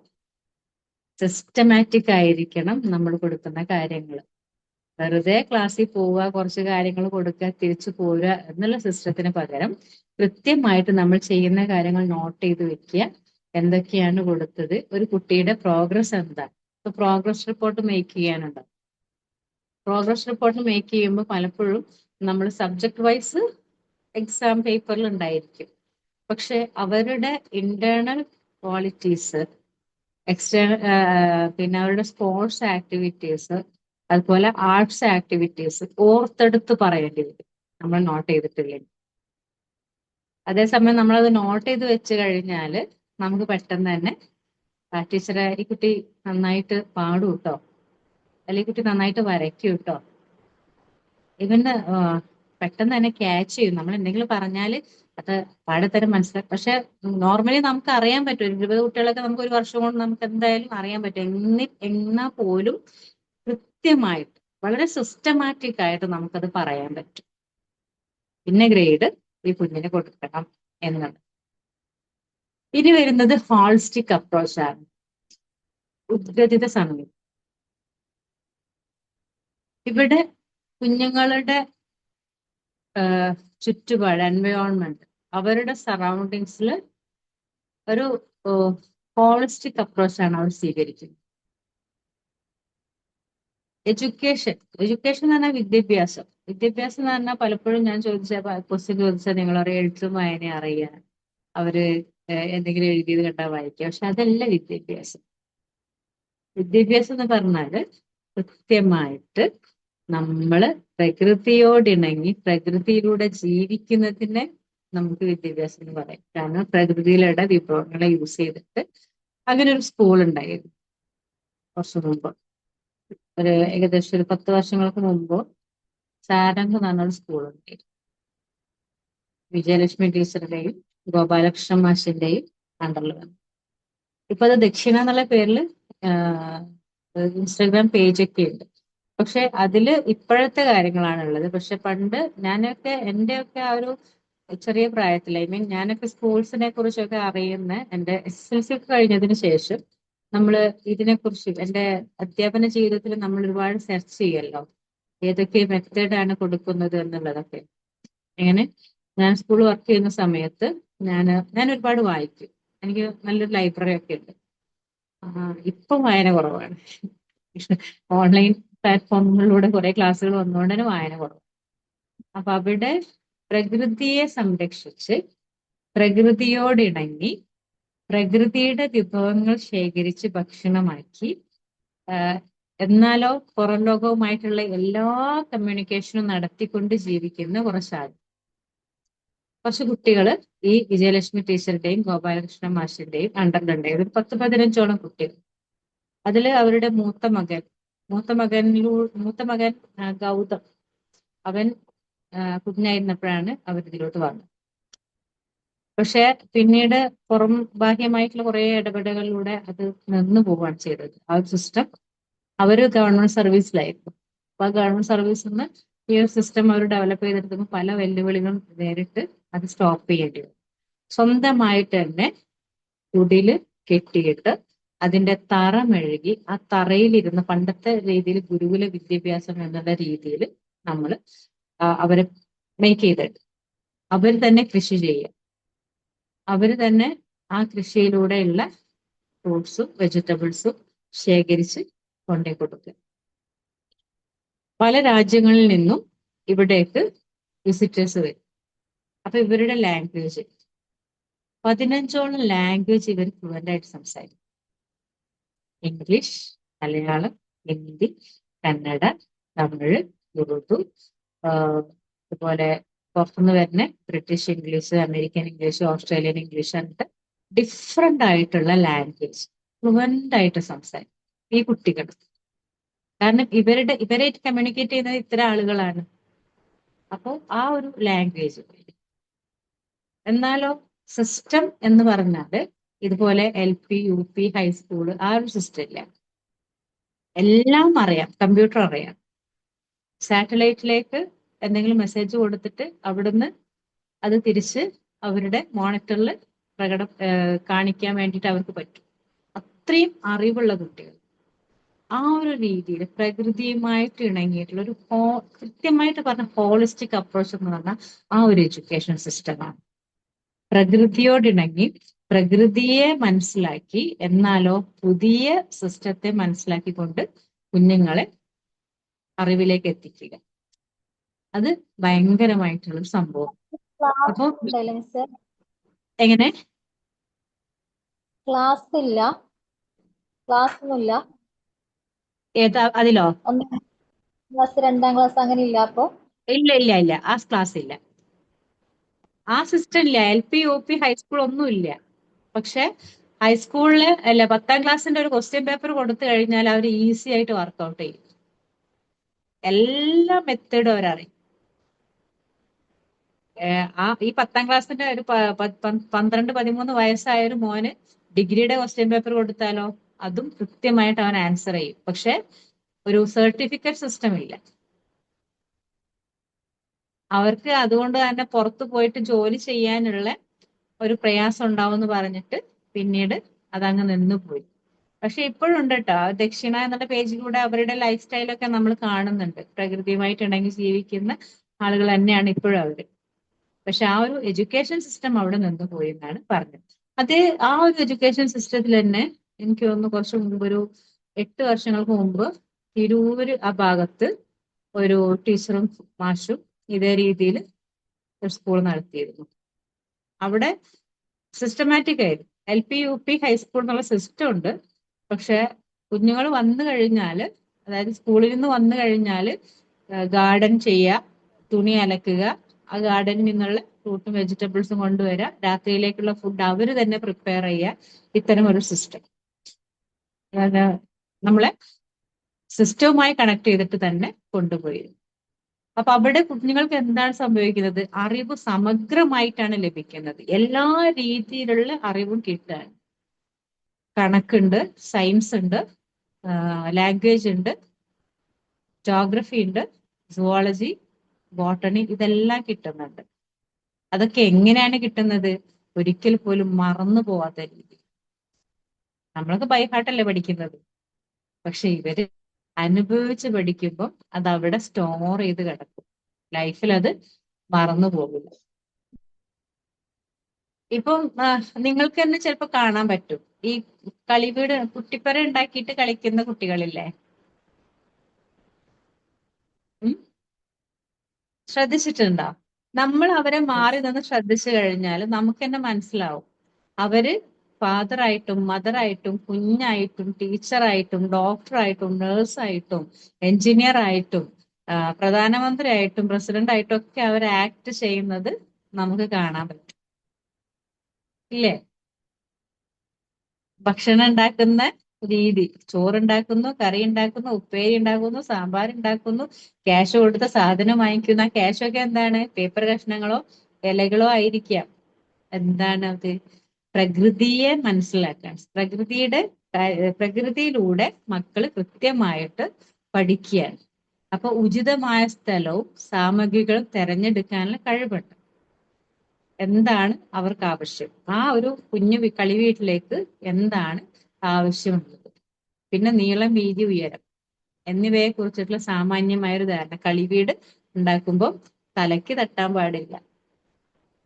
അവിടെ ആളുകൾക്ക് ഇരിക്കാനുള്ള വിസിറ്റിംഗ് ഏരിയ വേണം, കിച്ചൺ വേണം, ഹാള് വേണം എന്നൊക്കെ പറഞ്ഞിട്ട് അവരിങ്ങനെ ഉണ്ടാക്കും. പിന്നെ പാർപ്പിടത്തിന്റെ പ്രത്യേകതകൾ. എന്താണ് വീട്? ആ വീട്ടിൽ എന്തൊക്കെ സൗകര്യങ്ങളുണ്ട് എന്നിവയെ കുറിച്ചുള്ളൊരു ധാരണ ഉണ്ടായിരിക്കും. ദെൻ എന്തെങ്കിലും ഒരു പ്രോബ്ലം വന്നാൽ അതിന് കൂട്ടായിട്ട് ഒരു പരിശ്രമം ഉണ്ടായിരിക്കും അതൊന്ന് സോൾവ് ചെയ്യാൻ. ഭാവന, ഒരു ഇമാജിനേഷൻ, ക്രിയേറ്റിവിറ്റി ഉണ്ടായിരിക്കും. അതുപോലെ തന്നെ പ്രവൃത്തി പരിചയവുമായി ബന്ധപ്പെട്ട ശേഷികൾ, ക്രിയേറ്റിവിറ്റിയുമായിട്ട് ബന്ധപ്പെട്ട ശേഷികൾ ഉണ്ടായിരിക്കും. കലാബോധം ഉണ്ടായിരിക്കും. നമ്മുടെ വീട്ടിലൊക്കെ ഒഴിവു സമയങ്ങളിൽ കൂട്ടായിട്ട് ഫാദറും മദറും മക്കളൊക്കെ ഇരുന്നിട്ട് രസകരമായിട്ടുള്ള തമാശകളും പാട്ടുകളൊക്കെ പാടി നിൽക്കുന്ന ഒരു വീടാണെന്നുണ്ടെങ്കിൽ കുഞ്ഞുങ്ങളുടെ കളിവീട്ടിലുണ്ടായിരിക്കും അതൊക്കെ. കാരണം അവര് അത് കണ്ടിട്ടല്ലേ വളരുന്നത്. ആ ഒരു ക്രിയേറ്റിവിറ്റി അവരും അവിടെ എടുക്കും. ഗണിതത്തിന്റെയും പരിസര പഠനത്തിന്റെയും ഭാഷയുടെയും മറ്റും ഘടകങ്ങളെ കൂട്ടി അറിയാതെ സമന്വയിപ്പിക്കുകയാണ് ഇവിടെ ചെയ്യുന്നത്. മാത്സ്, EVS, ലാംഗ്വേജ്, ഇത് മൂന്നാണല്ലോ വളരെ ഇമ്പോർട്ടന്റ് ആയിട്ടുള്ള സബ്ജക്ട്സ്. ആ EVSനെയാണ് നമ്മൾ സുവോളജിയും ബോട്ടണിയും ജോഗ്രഫിയും ഹിസ്റ്ററി ആക്കിയത്. സയൻസിനെയാണ് സയൻസും കെമിസ്ട്രിയും ബയോളജിയും ആക്കിയത്. ഫിസിക്സ്, കെമിസ്ട്രി, ബയോളജി ആക്കിയത് അല്ലെ. ലാംഗ്വേജ്, പിന്നെ മാത്സ് ഫസ്റ്റ് സെക്കൻഡ്. ഫസ്റ്റിൽ എന്താണ് കൂടുതലായിട്ടും പ്രോബ്ലംസ് ആയിരിക്കും. സെക്കൻഡിൽ എന്തായിരിക്കും നമ്മളെ നിർമ്മിതികളായിരിക്കും.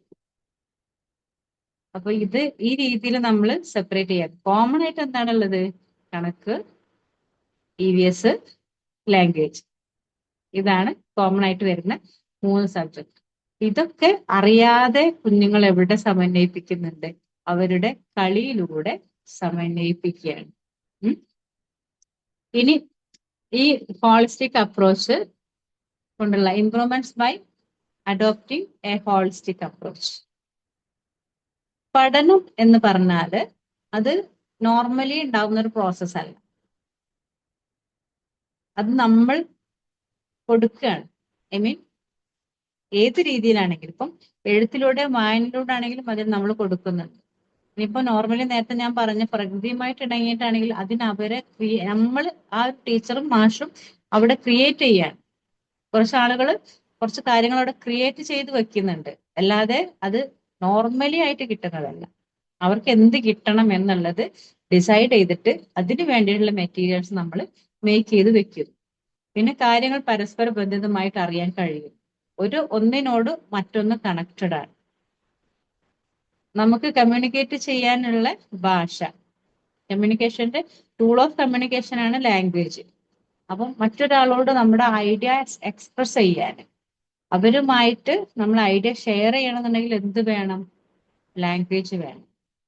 നമ്മൾ പറയുന്ന കാര്യങ്ങൾ ഭാഷയിലൂടെ ആണെങ്കിൽ പോലും അത് മാത്സുമായി റിലേറ്റഡ് ആവാം, അല്ലെങ്കിൽ EVSുമായി റിലേറ്റഡ് ആവാം. എല്ലായിടത്തും വരുന്നുണ്ട് കണക്ഷൻ. പിന്നെ ജീവിതാനുഭവങ്ങളുമായി കണ്ണി ചേർക്കാൻ കഴിയും. റിയാലിറ്റി ഓറിയന്റഡ് ആണ് എഡ്യൂക്കേഷൻ. ഒരു ഇമാജിനേഷൻ മാത്രമല്ല, എപ്പോഴും ഒരു റിയാലിറ്റി ഓറിയന്റഡ് ആയിട്ടാണ് എഡ്യൂക്കേഷൻ മുമ്പോട്ട് പോകുന്നത്. റിയാലിറ്റി ഓറിയന്റഡ് അല്ലാത്ത ഒരു സിസ്റ്റം നമ്മൾ അവിടെ പഠിപ്പിക്കുകയാണെന്നുണ്ടെങ്കിൽ അതൊരിക്കലും സക്സസ് ആവില്ല. ഇപ്പൊ കുഞ്ഞുങ്ങൾക്ക് AI പഠിപ്പിക്കുന്നുണ്ട്, ആർട്ടിഫിഷ്യൽ ഇന്റലിജൻസ്. ഈ AI ഒരു 5 വർഷം മുമ്പ് പഠിപ്പിക്കാൻ നിന്നാൽ അത് സക്സസ് ആവില്ലായിരുന്നു. കാരണം അന്നും ഉണ്ട് ആർട്ടിഫിഷ്യൽ ഇന്റലിജൻസ്.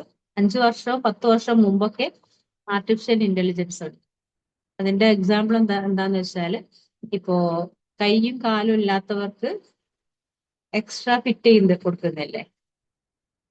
ഒരു 10 വർഷം മുമ്പൊക്കെ സർജറി ഒക്കെ നടന്നിട്ടുണ്ട്. കാലില്ലാത്തവർക്ക് കാല് വെച്ച് കൊടുക്കുന്നുണ്ട്, കൈയില്ലാത്തവർക്ക് കൈ വെച്ച് കൊടുക്കുന്നുണ്ട്. അതും ഒരു ആർട്ടിഫിഷ്യൽ ഇന്റലിജൻസ് ആണ്. അന്നും ഈ കൈ പ്രവർത്തിപ്പിക്കാനുള്ള, കാല് ഒന്നും മടക്കി നിർത്താനുള്ള രീതിയിലുള്ള റിമോട്ട് കൺട്രോളിംഗ് സിസ്റ്റം ഉണ്ട്. റിമോട്ട് കാറുകളൊക്കെ എനിക്ക് തോന്നുന്നു ഒരു 10-20 വർഷം മുമ്പേ ഉണ്ട്. ആ റിമോട്ട് കാറുകളും ഒരു ആർട്ടിഫിഷ്യൽ ഇന്റലിജൻസ് ആണ്. പക്ഷെ അന്ന് ഇതിനെ AI ആണ്, ഇത് AI റോബോട്ടിക്സ് ആണ് എന്ന് പറഞ്ഞു കൊടുത്തു കഴിഞ്ഞാൽ ചിലപ്പോൾ അത് സക്സസ് ആയിക്കൊള്ളണം എന്നില്ല. പക്ഷെ ഇന്നത്തെ ജനറേഷനിൽ എന്താണ് ആർട്ടിഫിഷ്യൽ ഇന്റലിജൻസ് എന്നുള്ളത് കൃത്യമായിട്ട് അറിയാം. അപ്പൊ അതിപ്പം നമ്മൾ പഠിപ്പിക്കുന്നുണ്ട്. അപ്പൊ അവിടെ ജീവിതവുമായി കണക്റ്റഡ് ആണ്. ഇപ്പൊ എല്ലാം AI ആണ്. നമുക്കൊരു സംശയമുണ്ട്, നമ്മൾ ആരോടാ ചോദിക്കുക? നേരെ പോവും ChatGPT-യോടോ ജെമിനിയോടോ. നമുക്ക് ആൻസർ കിട്ടുന്നുണ്ട് അല്ലേ? നമ്മൾ കമ്മ്യൂണിക്കേറ്റ് ചെയ്യുന്നതിനനുസരിച്ച് ഇപ്പം നമ്മളോട് ഫസ്റ്റ് തന്നെ നമ്മൾ മെസ്സേജ് അയക്കുമ്പോൾ ചോദിക്കും നിങ്ങളുടെ പ്രൊഫഷൻ എന്താണ്, പേരെന്താണ്, ഏജ് എന്നുള്ളതൊക്കെ നമ്മൾ ഡീറ്റെയിൽ ആയിട്ട് പറഞ്ഞു കൊടുത്താൽ പിന്നീട് നമ്മളോട് കമ്മ്യൂണിക്കേറ്റ് ചെയ്യുന്നത് നമ്മൾ പേര് വിളിച്ചിട്ടാണ്. അപ്പൊ നമ്മൾ കൊടുക്കുന്ന നിർദ്ദേശത്തിനനുസരിച്ച് ഇപ്പൊ നമ്മളൊരു സങ്കടപ്പെട്ട എന്തെങ്കിലും ഒരു മ്യൂസിക് ഇന്ന് എന്ത് പറ്റി സങ്കടപ്പെടാൻ എന്ന് AI ഇങ്ങോട്ട് ചോദിക്കും. കാരണം നമ്മളെ ഇമോഷൻ ആര് റിയലൈസ് ചെയ്യാണ്? ആർട്ടിഫിഷ്യൽ ഇന്റലിജൻസ് എന്ന് പറയുന്ന ഒരു സിക്സ്ത് സെൻസ് അവിടെ റിയലൈസ് ചെയ്യുകയാണ്. പക്ഷെ അത് മുമ്പ് ഒരു 10 വർഷം മുമ്പാണ് നമ്മൾ പഠിപ്പിക്കാൻ നിന്നതെങ്കിൽ അത് റിയലൈസ് ചെയ്യാൻ കുറച്ച് ബുദ്ധിമുട്ടിയാണ്. അന്ന് നമുക്ക് IT വരുന്നൊരു കാലമാണ്. കമ്പ്യൂട്ടറിൽ കുറച്ച് ഗെയിംസും കാര്യങ്ങളും മാത്രമായിട്ട് വരുന്ന ഒരു സംഭവം മാത്രമേ ഉണ്ടായിട്ടുണ്ടായിരുന്നു. ഇനി ഈ ഉത്കൃത സമീപനം ഐ മീൻ ഹോളിസ്റ്റിക് അപ്രോച്ച് നമ്മൾ റിസീവ് ചെയ്യുമ്പോൾ കുട്ടിക്ക് മാത്രമല്ല പ്രയോജനപ്പെടും, അത് നമുക്കും കൂടി ഉപയോഗപ്പെടും, അധ്യാപകർക്കും കൂടെ അത് ഉപയോഗപ്പെടുത്താൻ സാധിക്കുന്നുണ്ട്. അവിടെ അധ്യാപന സമയം ഫലപ്രദമായിട്ട് വിനിയോഗിക്കാൻ പറ്റുന്നു. നമുക്ക് കൃത്യമായിട്ട് ആ ഒരു 3/4 മണിക്കൂറാണ് നമുക്കുണ്ടതെങ്കിൽ ആ 3/4 മണിക്കൂറിൽ നമുക്ക് കൃത്യമായിട്ട് കുഞ്ഞുങ്ങൾക്ക് പറഞ്ഞു കൊടുക്കാനും അവരുടെ ആക്ടിവിറ്റിയിലൂടെ നമ്മളെ കാര്യത്തിലേക്ക് എത്തിക്കാനും നമുക്ക് സഹായകമാണ്. ഒരു 20 മിനിറ്റ് ഒക്കെ ടെക്സ്റ്റ് ബുക്കുമായി ബന്ധപ്പെട്ടുള്ള കാര്യങ്ങൾ കുഞ്ഞുങ്ങൾ കേൾക്കുള്ളൂ. അവരോട് നമ്മൾ കമ്മ്യൂണിക്കേറ്റ് ചെയ്താൽ അത്രേ അവർക്ക് ആ ഒരു ഇരിക്കാനുള്ള കപ്പാസിറ്റി ഉള്ളൂ. അത് അവരെ പറഞ്ഞിട്ട് കാര്യമില്ല, ഇന്നത്തെ ജനറേഷന്റെ കുഴപ്പമാണ്. പക്ഷെ നമുക്കുള്ളത് 40 മിനിറ്റ് ആണ്. ബാക്കി 20 മിനിറ്റ് എന്ത് ചെയ്യും? ബഹളമായിരിക്കും ക്ലാസ് ഒന്നായിട്ട്. അപ്പൊ അവിടെ നമുക്ക് കുഞ്ഞുങ്ങളെ പിടിച്ചിരുത്തണമെങ്കിൽ കുറച്ച് ട്രിക്സ്, ക്രിയേറ്റിവിറ്റി, ഇത്തരം കാര്യങ്ങളൊക്കെ കൊണ്ട് ചെന്നാൽ മാത്രമേ കുഞ്ഞുങ്ങളെ അവിടെ പിടിച്ചിരുത്താൻ സാധിക്കൂ. അല്ലെങ്കിൽ അവരവരുടെ പാട്ടിന് നമ്മൾ നമ്മുടെ പാട്ടിന് പോകേണ്ടി വരും. ദെൻ പഠന പ്രവർത്തനങ്ങൾ ആസൂത്രണം ചെയ്യാൻ സഹായകമാകും. നമുക്ക് അവരുമായിട്ടുള്ള അവർക്ക് എന്താണ് കിട്ടേണ്ടത്, റൈറ്റിംഗ് സ്കില്ലാണ്, റീഡിങ് സ്കില്ലാണ് കിട്ടേണ്ടത് എന്നുണ്ടെങ്കിൽ ആ ഒരു ക്രിയേറ്റിവിറ്റി കിട്ടുന്നതിന് വേണ്ടിയിട്ട് ആ ഒരു പഠന പ്രവർത്തനം അവർക്ക് കിട്ടാൻ വേണ്ടിയിട്ടുള്ള കാര്യങ്ങളിലേക്ക് നമുക്ക് എത്തിക്കാൻ സാധിക്കുന്നു. ഇനി what to consider when designing activities in holistic approach.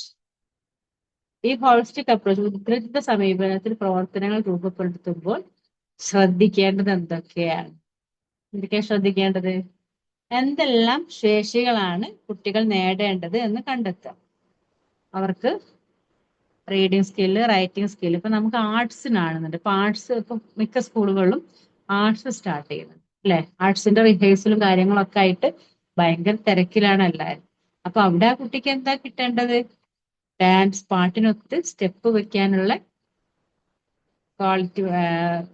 Creativity വേണം. പാട്ട് പാടണം, അഭിനയിക്കണം. ഇത്തരം അഭിനയ കലയുമായി, ആക്ടിങ്ങുമായി ബന്ധപ്പെട്ട കാര്യങ്ങളാണ് കിട്ടേണ്ടത്. ആർട്സിന്റെ റിഹേഴ്സലിന്റെ സമയത്ത് നമ്മൾ ഫോക്കസ് ചെയ്യുന്നത് റീഡിങ് സ്കില്ലും റൈറ്റിംഗ് സ്കില്ലും ആണോ? അല്ല. നമ്മൾ അവിടെ ഫോക്കസ് ചെയ്യുന്നത് എന്താണ്? അവർക്ക് പാടാനും ആടാനുള്ള കഴിവ് വേണം. അപ്പൊ അവിടെ എന്ത് നമ്മൾ കൊടുക്കുന്നു, എന്താണോ നമ്മൾ കൊടുക്കുന്നത്, അവിടെ ഏത് സ്കില്ലാണ് കുഞ്ഞിനെ ഡെവലപ്പ് ചെയ്യേണ്ടത് എന്നുള്ളത് നമ്മൾ ആദ്യം തന്നെ മനസ്സിലാക്കി തീരുമാനത്തിൽ എത്തിയിട്ട് വേണം കൊടുക്കാൻ. വെറുതെ പാട്ടിട്ട് കൊടുത്തിട്ട് ചാടിക്കോളി മക്കളെ എന്ന് പറഞ്ഞ ഡാൻസ് ആവുമോ? ഇല്ല. ആ പാട്ടിനനുസരിച്ചിട്ടുള്ള സ്റ്റെപ്പ് വേണം, ആ സ്റ്റെപ്പിന്റെ കോർഡിനേഷൻ വേണം. 6 8 കുട്ടികളായിരിക്കും ഡാൻസിന് ഉണ്ടായിരിക്കുക, സ്റ്റെപ്സിന്റെ കോർഡിനേഷൻ വേണം. അപ്പൊ അവിടെ ഉള്ള സ്കിൽ എന്താണ്? അവരുടെ മൂവ്മെന്റ് കോർഡിനേഷനാണ്. കൃത്യമായിട്ടുള്ള മൂവ്മെന്റ് കോർഡിനേഷനിലേക്കാണ് സ്കില്ല് ഡെവലപ്പ് ചെയ്യുന്നത്. ദെൻ അതിനനുയോജ്യമായ ആശയ മേഖലകൾ കണ്ടെത്തുന്നു. ഉത്സവം, വീട്, വാഹനങ്ങൾ, വസ്ത്രം, ജന്തുക്കൾ. എന്താണോ നമ്മൾ കൊടുക്കേണ്ടത്? ഇപ്പൊ നമ്മളിപ്പോ ഫെസ്റ്റിവൽസിനെ കുറിച്ചാണ് പഠിപ്പിക്കുന്നത്. ഫെസ്റ്റിവൽസിനെ കുറിച്ച് പഠിപ്പിക്കുമ്പോൾ നമുക്കവിടെ ഫെസ്റ്റിവൽ പറയുമ്പോൾ നമുക്കവിടെ ഒരു എക്സാമ്പിൾ എന്ത് പറഞ്ഞു കൊടുക്കാം? കല്യാണ വീട്ടിൽ പോയത് പറയാം. അതുപോലെ ഉത്സവത്തിന് പോയത് പറയാം. പിന്നെ കാർണിവൽസ് ഉണ്ടായിരിക്കും. ഇപ്പം അധികവും കുഞ്ഞുങ്ങൾക്ക് ഏറ്റവും മനസ്സിലാക്കാവുന്ന കാര്യമാണ് വെക്കേഷൻ സമയത്തൊക്കെ കാർണിവലുകൾ ഉണ്ടാവും. ഒരുപാട് സർക്കസും അതുപോലെ കുഞ്ഞു കുഞ്ഞു ആക്ടിവിറ്റീസ് ഒക്കെ ആയിട്ടുള്ള കാർണിവൽസ് ഉണ്ടാവും. അപ്പൊ ഫെസ്റ്റിവൽസിനെ കുറിച്ച് പറയുമ്പോൾ നമുക്ക് ആ ഒരു രീതിയിലേക്ക് അവരെ എത്തിക്കുക. ഇനിയിപ്പം വീടാണെന്നുണ്ടെങ്കിലോ, വീട് ഡിഫറെന്റ് ആയിട്ടുള്ള വീടുകളുണ്ട് അല്ലെ. ആനിമൽസിന്റെ വീടുകൾ തന്നെ മാളമുണ്ട്, ഡെന്നുണ്ട്, കേവ് ഉണ്ട്, പിന്നെ ട്രീ നെസ്റ്റ് ഉണ്ട്, പിന്നെ മരത്തിന് മുകളിൽ നെസ്റ്റ് ഇല്ലാതെ തന്നെ പാർക്കുന്ന ജീവികളുണ്ട്. അങ്ങനെ ഡിഫറെന്റ് ആയിട്ടുള്ളത്. മനുഷ്യനാണെങ്കിലോ മഞ്ഞിൽ ജീവിക്കുന്ന ആളുകളുടെ വീട് ഇഗ്ലു, അതൊരു പ്രത്യേക സ്റ്റൈലാണ് അല്ലെ ഇഗ്ലു. ആ ഇഗ്ലു ആ രൂപകൽപ്പന ചെയ്തത്, ആ രീതിയിൽ രൂപകൽപ്പന ചെയ്തത് എന്താണ്? തണുപ്പുള്ളിലേക്ക് വരാതിരിക്കാൻ, ഐസിന്റെ ആ ഒരു തണുപ്പിന്റെ കാഠിന്യം കുറയ്ക്കാൻ വേണ്ടിയിട്ടുള്ള രൂപകൽപ്പനയാണ്. ഇപ്പൊ നമ്മുടെ ഈ കേരളത്തിലെ വീടുകൾക്ക് സൺസൈഡ് ഉണ്ട്. സൺസൈഡ് ഇല്ലാത്ത ഒരു വീടുകൾ കേരളത്തിലില്ല. പക്ഷെ അത് തമിഴ്നാട്ടിലോട്ട് പോയി കഴിഞ്ഞാലോ അവിടെ സൺസൈഡുകൾ ഉണ്ടാവില്ല. ഒരു ഫ്ലാറ്റ് ഗോളാണ്. അപ്പൊ ഇതൊക്കെ നമുക്ക് എങ്ങനെ മനസ്സിലാക്കി കൊടുക്കാം? ജസ്റ്റ് ഒരു ഡോക്യുമെന്റേഷൻ ചെയ്തിട്ട് കൊടുക്കാം. ഒരു ഡോക്യുമെന്ററി പോലെ നമുക്ക് കൊടുത്തിട്ട് അത് പ്രൊജക്ടറിൽ ഇട്ടിട്ട് കാണിച്ചു കൊടുക്കാം. പിന്നെ ഹട്ട്, ഇപ്പൊ പഴയ കാലത്തെ പോലെ ഓല മേഞ്ഞ വീടൊന്നും അധികം ഇല്ല. ഓട് മേഞ്ഞ വീടുകൾ ഉണ്ടാവാം, പക്ഷെ ഓലം അതുപോലെ ഈ പനയുടെ ഓലയൊക്കെയുള്ള വീടുകൾ ആദ്യം ഉണ്ടായിരുന്നു. എന്റെ കുട്ടിക്കാലത്തൊക്കെ ഇഷ്ടം പോലെ ഉണ്ടായിരുന്നു കേട്ടോ. ഓരോ വർഷവും അവര് അത് പൊളിച്ച് റീഫിറ്റ് ചെയ്യുന്നതൊക്കെ ഭയങ്കര രസമാണ്. കാരണം ഓലയൊക്കെ വെള്ളത്തിലിട്ട് ഓല മെടഞ്ഞ് ഉണ്ടാക്കി, കല്യാണ പന്തലൊക്കെ ഓല കൊണ്ട് ഉണ്ടാക്കാൻ നിങ്ങൾക്കൊക്കെ അനുഭവം ഉണ്ടോ? ഉണ്ടാവില്ല. അപ്പൊ അതൊക്കെ ഇപ്പൊ ഇല്ല, പക്ഷെ നമുക്കത് ഡോക്യുമെന്റേഷൻ ആയിട്ട് ചെയ്യുമ്പോൾ കാണിച്ചു കൊടുക്കാൻ പറ്റും ഡിഫറെന്റ് ആയിട്ടുള്ള പാർപ്പിടങ്ങൾ. പിന്നെ വാഹനങ്ങള് ഇപ്പം നമുക്ക് ഒരുപാട് അത്യാധുനിക വാഹനങ്ങളുണ്ട്. എന്റെ കുട്ടിക്കാലത്ത് അന്ന് കുതിരവണ്ടിയും കാളവണ്ടിയും ഒക്കെ ഉണ്ട്. കാളവണ്ടിയില് ചരക്കുകൾ കൊണ്ടുപോവാൻ റോഡിലൂടെ കാളകൾ വലിച്ചിട്ട് കൊണ്ടുപോകും. ഇപ്പൊ പക്ഷെ നമുക്ക് അതൊക്കെ കാണുന്നത് തന്നെ റെയറാണ്. നെക്സ്റ്റ് വരുന്നത് വസ്ത്രം. ഡിഫറെന്റ് ആയിട്ടുള്ള വസ്ത്രം. ഇപ്പോ മരത്തിന്റെ ഇലയും തോലൊക്കെ ഉപയോഗിച്ച് വസ്ത്രം ഉടുത്തിരുന്നൊരു കാലഘട്ടമുണ്ട്. പക്ഷെ അതേ മരം പൾപ്പാക്കിയിട്ട് വസ്ത്രങ്ങൾ മേക്ക് ചെയ്തു. പിന്നീട് സാങ്കേതിക വിദ്യ വികസിച്ചപ്പോ അതേ മരം മുളകളും പിന്നെ ഈ വസ്ത്രം മേക്ക് ചെയ്യാൻ പറ്റുന്ന മരങ്ങളൊക്കെ പൾപ്പാക്കിയിട്ട് ആ പൾപ്പിൽ നിന്നും വസ്ത്രങ്ങൾ മേക്ക് ചെയ്തിട്ടുണ്ട്. അപ്പൊ അതൊക്കെ നമുക്ക് ഡോക്യുമെന്റേഷൻ ആയിട്ട് കാണിച്ചു കൊടുക്കാൻ പറ്റുള്ളൂ. റിയൽ ആയിട്ടൊന്നും കാണിച്ചു കൊടുക്കാൻ പറ്റുന്ന കാര്യമല്ല. പിന്നെ ജന്തുക്കളെ കുറിച്ച് നമ്മളെ എറാസ്, ഓരോ കാലഘട്ടങ്ങളുണ്ട്. ഭൂമി ഉണ്ടായത് മുതൽ ഇന്ന് വരെയുള്ള കാലഘട്ടത്തിന്റെ എറാസ് ഉണ്ട്. പാലസോയിക്ക്, പ്രിട്ടസോയിക്ക്, മെസസോയിക്ക് എന്നൊക്കെ പറഞ്ഞിട്ടുള്ള എറാസ്. ഈ എറാസിലൊക്കെ ജീവജാലങ്ങൾ ഉണ്ടായിരുന്നു. ഫസ്റ്റത്തെ 2 എറാസില് അങ്ങനെ ജീവികളൊന്നും ഉണ്ടായിരുന്നില്ല. ബ്ലാക്ക് ഇൻട്രൊഡക്ടറി ആണ്. ദെൻ അതിന് ശേഷമുള്ളവയില് ഫെൻ ആൻഡ് ഫോസിൽസ്, വലിയ വലിയ ഭീകരമായ ജീവികൾ. പിന്നെ ഡിനോസേഴ്സ്. ഐസ് ഏജില് ഐസ് കാലം, ഈ ഭൂമിയൊക്കെ ഐസായി കിടന്നൊരു കാലം ഉണ്ടായിരുന്നു. അന്ന് ഐസ് ഏജിൽ കാലഘട്ടത്തിലുള്ള ആനിമൽസ് ഉണ്ടായിരുന്നു. ഇപ്പൊ നമുക്കുള്ള ഡിഫറെന്റ് ആയിട്ടുള്ള ആനിമൽസ്. ഇപ്പം നമുക്ക് ഈ സമുദ്രത്തിലൊക്കെ നമ്മളിങ്ങനെ വീഡിയോസ് ഒക്കെ കാണുകയാണെങ്കിൽ അതിലൊക്കെ ഭയങ്കര ഭീമാകാരമായിട്ടുള്ള ജന്തുക്കളെയൊക്കെ ഉണ്ടായി. അതൊക്കെ നമുക്ക് കൃത്യമായിട്ട് ഡോക്യുമെന്റേഷൻ ചെയ്ത് കൊടുത്താൽ കുഞ്ഞുങ്ങൾക്ക് അത് പെട്ടെന്ന് തന്നെ ക്യാച്ച് ചെയ്യാൻ പറ്റും. അപ്പൊ അവിടെ നമ്മൾ അനുയോജ്യമായിട്ടുള്ള രീതിയിൽ ഇങ്ങനെയാണ് കുഞ്ഞുങ്ങളെ നമുക്ക് പഠിപ്പിക്കാൻ പറ്റുക, ആ രീതിയിൽ നമുക്ക് കൊടുക്കും. ഇനി ഈ ആശയ മേഖലയിലെ വിവിധ വിഷയങ്ങളുമായി ബന്ധപ്പെട്ട അംശങ്ങൾ കണ്ടെത്തും. നമ്മൾ കൊടുക്കുന്ന കാര്യങ്ങളെ കുറിച്ചുള്ള ഡീറ്റെയിൽഡ് ആയിട്ടുള്ള വിവരങ്ങൾ നമ്മൾ കൊടുക്കണം. പിന്നെ അടുത്ത പോയിന്റ് എന്താ പറയുന്നത്, കുട്ടികൾക്ക് ആവശ്യബോധവും താല്പര്യം ഉണർത്തുന്നതിന് പ്രവർത്തനങ്ങളെ ഒരു ലഘു പ്രൊജക്റ്റായി അവതരിപ്പിക്കുക.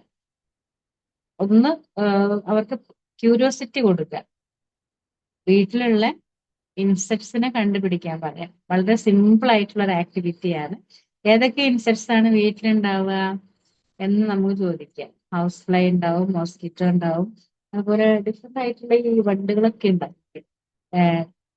ലേഡി ബഗ് ഉണ്ടായിരിക്കും, കുഞ്ഞു റെഡ് ബഗ് ഇല്ലേ, അതിന് പുറമെ ഇങ്ങനെ ബ്ലാക്ക് ഡോട്ടുള്ള അതൊക്കെ ഉണ്ടായിരിക്കും. അപ്പൊ അതൊക്കെ നമുക്ക് കുഞ്ഞുങ്ങൾക്ക് ഒരു ആക്ടിവിറ്റി ആയിട്ട് കൊടുക്കാം. അപ്പൊ അവിടെ കണക്റ്റഡ് ആയി എന്ത് നമ്മൾ കുഞ്ഞുങ്ങൾ കൊടുക്കുകയാണെങ്കിൽ എല്ലാം കണക്റ്റഡ് ആണ്. എല്ലാ ഏരിയയുമായിട്ടും കണക്റ്റഡ് ആയിട്ടാണ് പോകുന്നത്. നെക്സ്റ്റ് വരുന്നത് അത്രയും പോയിന്റ്സ് ആണ് വരുന്നത്. അപ്പം ഇവിടെ കുട്ടികൾക്ക് വിവിധ ശേഷികൾ കിട്ടുന്നുണ്ടോ എന്നതാണ് നമ്മൾ ശ്രദ്ധിക്കേണ്ടത്. ഡിഫറെന്റ് ആയിട്ടുള്ള ശേഷികൾ, സ്കില്ല് അവർക്ക് കിട്ടുന്നുണ്ടോ. അതുപോലെ തന്നെ ഹോളിസ്റ്റിക് ആയിട്ടുള്ള അപ്രോച്ച് അവരുടെ സ്വാഭാവിക പ്രവർത്തനവുമായിട്ട് ബന്ധപ്പെട്ട് കിടക്കുന്നുണ്ട്. അപ്പൊ അവരുടെ ആ ശേഷികൾ വികസിപ്പിക്കാൻ, സ്കിൽ ഡെവലപ്പ് ചെയ്യുന്നതിന്റെ ഒരു ചെറിയ രീതിയിലുള്ള തന്ത്രം എന്നൊക്കെ പറയാം നമുക്ക് ഈ ഒരു രീതി. ദെൻ ഈ ഒരു മെത്തേഡിലൂടെ പോകുമ്പോൾ നമുക്ക് കുഞ്ഞുങ്ങൾക്ക് കിട്ടേണ്ട ശേഷികളെ കൃത്യമായിട്ട് ഡെവലപ്പ് ചെയ്യാൻ പറ്റും. പിന്നെ എല്ലാ പാഠത്തിലും ഇതേ രീതിയിൽ നമുക്ക് കൊടുക്കാൻ പറ്റിയെന്ന് വരില്ല. പക്ഷെ ചിലതിൽ നമുക്ക് വളരെ ഡിഫറെന്റ് ആയിട്ട് കൊടുക്കാം. ചിലത് നമുക്ക് ജസ്റ്റ് ഒന്ന് ഫ്ലാഷ് കാർഡ് വെച്ചിട്ട് മാത്രം പഠിപ്പിച്ചു കൊടുക്കേണ്ടി വരും. എന്നാലോ ഓരോ പാഠത്തെയും നമുക്ക് വിവിധമായിട്ടുള്ള കരിക്കുലം, അതായത് കരിക്കുലം ശേഷികൾ നേടിയെടുക്കുന്നതിന് വേണ്ടി ഹോളിസ്റ്റിക് ആയിട്ടുള്ള പഠന പ്രവർത്തനങ്ങളായിട്ട് അവതരിപ്പിക്കാൻ ടീച്ചർക്ക് കഴിയും. ഹോളിസ്റ്റിക് ആയിട്ടുള്ള ഡിഫറെന്റ് ആയിട്ടുള്ള ആക്ടിവിറ്റീസ്, ഇപ്പൊ ഫ്ലാഷ് കാർഡ്, വാൾ ഫ്രീസസ്, അങ്ങനെയുള്ള ഡിഫറെന്റ് ആയിട്ടുള്ള ആക്ടിവിറ്റീസ്, പിന്നെ പ്ലക്കാർഡ്, ദെൻ മാസ്ക്, ഇങ്ങനെയൊക്കെ യൂസ് ചെയ്തിട്ട് നമുക്ക് ഓരോ പാഠഭാഗത്തെയും ആക്ടിവിറ്റി നമുക്ക് കൊടുക്കാം. അപ്പൊ നമുക്ക് ലയൺ ആൻഡ് ഹെയർ എന്നുള്ള ഒരു സ്റ്റോറിയാണ് കൊടുക്കുകയാണെങ്കിൽ അവരുടെ ആ ലയണിന്റെയും റാബിറ്റിന്റെയും മാസ്ക് വെക്കാം. അപ്പം അവിടെ നമ്മളാണ് തീരുമാനിക്കേണ്ടത് എങ്ങനെയാണ് കൊടുക്കേണ്ടത്. അപ്പം 3-4 ക്ലാസ്സുകളിൽ വിവിധ വിഷയങ്ങളാണ് പാഠഭാഗങ്ങൾ അവതരിപ്പിക്കുന്നതെങ്കിലും അവയെ തമ്മിൽ ബന്ധിപ്പിക്കാൻ നിരവധി സന്ദർഭങ്ങൾ പ്രയോജനപ്പെടുത്തിയിട്ടുണ്ട്. അതിനാൽ വിവിധ വിഷയങ്ങളിലൂടെ നേടിയെടുക്കേണ്ട ശേഷികളെ കുറിച്ച് ടീച്ചർ സമഗ്രമായി മനസ്സിലാക്കുകയും സമന്വയിപ്പിക്കാവുന്ന സന്ദർഭങ്ങൾ പ്രയോജനപ്പെടുത്തുകയും ഇവിടെ കൃത്യമായിട്ട് നമുക്ക് ഓരോ ഭാഗങ്ങളെ കുറിച്ചും കണക്റ്റഡ് ആയിട്ട് കുട്ടികൾക്ക് കിട്ടേണ്ട സ്കിൽ എന്തൊക്കെയാണ് എന്നുള്ളത് നോക്കിയിട്ട് ആസ് എ ടീച്ചർ എന്നുള്ള രീതിയിൽ വളരെ പെർഫെക്റ്റ് ആയിട്ട് തന്നെ നമുക്ക് ആക്ടിവിറ്റീസിലൂടെ കുഞ്ഞുങ്ങൾക്ക് അവരുടെ സ്കില്ല് ഡെവലപ്പ് ചെയ്യാനുള്ള കൊടുക്കാം. അപ്പോൾ ഇത്രയും കാര്യങ്ങളാണ് നമുക്ക് ഇന്ന് എടുത്തിട്ടുള്ളത്. ആ ചാപ്റ്റർ കംപ്ലീറ്റ് ആയിട്ടില്ല. നാളെ ഞാൻ ലെസൺ പ്ലാൻ വിട്ടുതരാം കേട്ടോ. നാളെ സ്കൂളിൽ പോയിട്ട് ലെസൺ പ്ലാന്റെ ഫോട്ടോ ഞാൻ വിട്ടുതരാം. അതോടൊപ്പം തന്നെ ഞാനൊരു വോയിസ് ഓവർ കൂടെ തരാം. എന്നിട്ട് ഒരു 10 ലെസൺ പ്ലാനെങ്കിലും നിങ്ങൾ മേക്ക് ചെയ്യാം. PDF, അതിന്റെ ബ്ലാങ്ക് PDF ഞാൻ വിട്ടുതരാം, നിങ്ങൾ എഴുതാം. അതല്ലെങ്കിൽ ഇനിയിപ്പോ PDF എടുക്കുന്നില്ല എന്നുണ്ടെങ്കിൽ ആ PDF-ലുള്ളതുപോലെ വരച്ചിട്ട് എഴുതിയാൽ മതി. A4-ലോ അല്ലെങ്കിൽ പോളിസേഴ്സ് നോട്ട്ബുക്കിൽ A4 എഴുതിയാൽ മതി. 10 ആകുമ്പോൾ 10 A4 എടുത്താൽ മതി. അതിൽ വരച്ചിട്ട് എഴുതി വെക്കുക കേട്ടോ. ഇനി അടുത്ത ക്ലാസ്സിൽ, അതായത് ഏകദേശമൊക്കെ ചാപ്റ്റർ 2-3-4 ക്ലാസ്സോട് കംപ്ലീറ്റ് ആവും. അതിനുശേഷം എനിക്ക് കിട്ടേണ്ടത് നിങ്ങളുടെ ടീച്ചിങ് സ്കില്ലാണ്. ഇപ്പൊ നിങ്ങളിങ്ങനെ ക്ലാസ് കേട്ടോണ്ടിരിക്കുകയാണ്, പക്ഷെ ഇവിടെ നിങ്ങളുടെ സ്കില്ല് ഞാൻ കണ്ടിട്ടില്ല. ഒരുപാട് പേര് വീഡിയോ ഓഫാണ്, പലരുടെയും പേര് മാത്രമാണുള്ളത്. ഞാൻ നിങ്ങളുടെ മെന്ററെ കോണ്ടാക്ട് ചെയ്തിട്ട് നിങ്ങളുടെ പേരിന്റെ ലിസ്റ്റ് എടുക്കും. ഓരോ ദിവസവും ഇന്ന ആള് ക്ലാസ് എടുക്കുക എന്നുള്ള രീതിയിൽ ഒരു 10 മിനിറ്റ് സമയം തരും. ഒരു ദിവസം 2 പേര് വെച്ചിട്ട് 20 മിനിറ്റ് ക്ലാസ് എടുക്കും. അപ്പൊ നിങ്ങൾ എടുക്കുന്ന ക്ലാസ്സിന്റെ ലെസൺ പ്ലാൻ എനിക്ക് നേരത്തെ അയച്ചു തരിക, എന്നിട്ട് ക്ലാസ് എടുക്കുക. അപ്പൊ നിങ്ങൾ എഴുതിയ ലെസൺ പ്ലാനും നിങ്ങളുടെ ക്ലാസ് എനിക്ക് കൃത്യമായിട്ട് വാച്ച് ചെയ്യാൻ പറ്റും. എങ്കിൽ മാത്രമേ, കാരണം ഓൺലൈൻ ആണ്, ഓൺലൈനിൽ നമുക്ക് കൃത്യമായിട്ട് ടീച്ചിങ് പ്രാക്ടീസ് കിട്ടിയിട്ടില്ലെങ്കിൽ നിങ്ങൾക്ക് സ്കൂളിൽ പോകുമ്പോൾ ബുദ്ധിമുട്ടാവും. അതുകൊണ്ടാണ് നമ്മൾ ഓൺലൈൻ ആണെങ്കിൽ പോലും വളരെ പെർഫെക്റ്റ് ആയിട്ട് തന്നെ നിങ്ങൾക്ക് ക്ലാസ് കണ്ടക്ട് ചെയ്യണം. അപ്പം നിങ്ങൾക്ക് ഈ ഒരു സമയം പ്രയാസമാണെങ്കിൽ നിങ്ങളൊരു കാര്യം ചെയ്യ്, വീഡിയോ നേരത്തെ എടുത്തു വെക്കുക, എന്നിട്ട് ആ വീഡിയോ ഷെയർ ചെയ്താൽ മതി കേട്ടോ. ലൈവായിട്ട് ചെയ്യാൻ ബുദ്ധിമുട്ടുണ്ടെങ്കിൽ നേരത്തെ വീഡിയോ എടുത്തു വെക്കുക, എന്നിട്ട് ആ വീഡിയോ ഷെയർ ചെയ്ത് തരാം. ഓക്കെ, അപ്പൊ നമുക്ക് ഇന്നത്തെ ക്ലാസ് ഇവിടെ വൈൻഡപ്പ് ചെയ്യാം. എങ്ങനെ ക്ലാസ് ആണോ? ഏത് ക്ലാസ് എടുക്കണം, ക്ലാസ് അതേ എടുക്കണമെന്ന് ക്ലാസ് പറഞ്ഞു. എടുക്കണം. ആ അല്ല, KG സെക്ഷൻ എടുക്കുന്ന പോലെയാണോ അല്ലെങ്കിൽ കിഡ്സിന് എടുക്കും പോലെയാണോ അല്ലെങ്കിൽ അതെ അതെ അതെ, കിഡ്സിന് എടുക്കുന്നത് പോലെ നിങ്ങളുടെ മുമ്പിൽ ടോപ്പിക് കുട്ടികൾ പ്രസന്റേഷൻ ചെയ്യുന്നുണ്ട്? എങ്ങനെ എന്താണ് ടോപ്പിക് അറിയോ? ആ ടോപ്പിക് ഒക്കെ ഞാൻ തരും. കാരണം നിങ്ങളുടെ പേര് ഞാൻ ആദ്യം മെൻറ്ററോട് ചോദിച്ചിട്ട് ഇന്ന ആൾക്ക് എല്ലാ സബ്ജക്റ്റിലും എടുക്കണം. മാത്സ് എടുക്കണം, EVS എടുക്കണം, ഇംഗ്ലീഷും വേണം. Language, maths, EVS. അതിൽ ലാംഗ്വേജിൽ തന്നെ ഇംഗ്ലീഷും മലയാളം ഹിന്ദിയും അറബി എടുക്കാൻ താല്പര്യമുണ്ടെങ്കിൽ അറബിയും വരും ലാംഗ്വേജിൽ.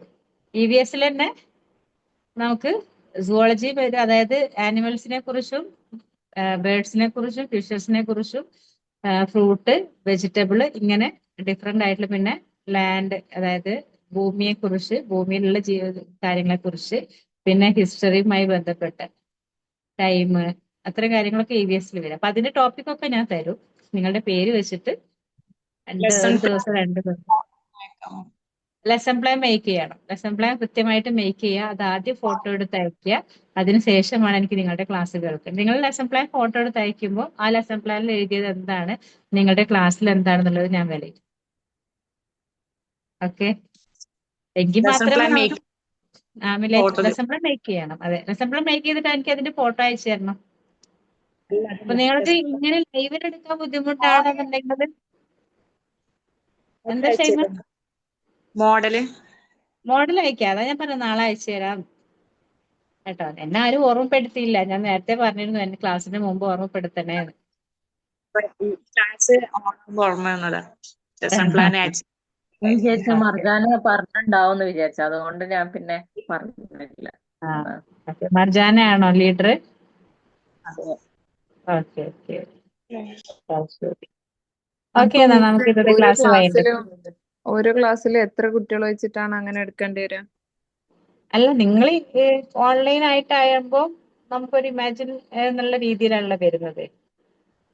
പിന്നെ നിങ്ങൾക്ക് ഡയറക്റ്റ് ആയിട്ട്, അതായത് കുട്ടികളെ പിന്നെ നമ്മുടെ ഓൺലൈൻ പ്ലാറ്റ്ഫോമിൽ ക്ലാസ്സസ് ഉണ്ട് കുട്ടികൾക്കുള്ള, അത് അവർക്ക് എടുത്തു കൊടുക്കണം. നമ്മളിപ്പോ സെയിം തന്നെയല്ലേ? ഒന്ന് നിങ്ങൾ എനിക്ക് 3 ക്ലാസ് വീതം വിട്ടു തരണം നിങ്ങൾ എടുക്കുന്നത്. ഓൾറെഡി 2 ഇപ്പൊ ഓൺലൈൻ ചെയ്യുന്നുണ്ട്. ആയിട്ട് നിങ്ങൾ കുട്ടികൾക്ക് ക്ലാസ് എടുക്കുന്നത് കൊടുക്കണം. നമ്മളിപ്പോ ഓൾറെഡി പ്രസന്റേഷൻ ചെയ്തോണ്ടിരിക്കുന്നുണ്ട്. ഉണ്ടോ? Okay okay. പിന്നെ വീക്കിലി മെയിൻ ആയിട്ട് ചെയ്യുന്നുണ്ട്. ഉണ്ടല്ലേ? Okay okay, good. ബാക്കി അങ്ങനെ ചെയ്യും. ശരി ശരി, ആയിക്കോട്ടെ. ഷാനംസിനാണോ കൊടുക്കാറ്? അല്ലല്ല, അത് പ്രസന്റേഷൻ ഈ സമയം ഉണ്ടാവും. അതല്ലാതെ നമ്മള് മാത്രം, നമ്മൾ 2 ഗ്രൂപ്പ് ആക്കിയതാണ്. ആ ഗ്രൂപ്പിലുള്ള ഓക്കെ ഓക്കെ, ആയിക്കോട്ടെ. ഞാൻ ഉപയോഗിച്ച കോണ്ടാക്ട് ചെയ്തിട്ട് ഞാൻ തരാം കേട്ടോ. ശരി, ഓക്കെ. എന്നാ നമുക്ക് ഇനി നെക്സ്റ്റ് ക്ലാസ്സിൽ കാണാം. Good night. Thank you ma'am. Welcome welcome.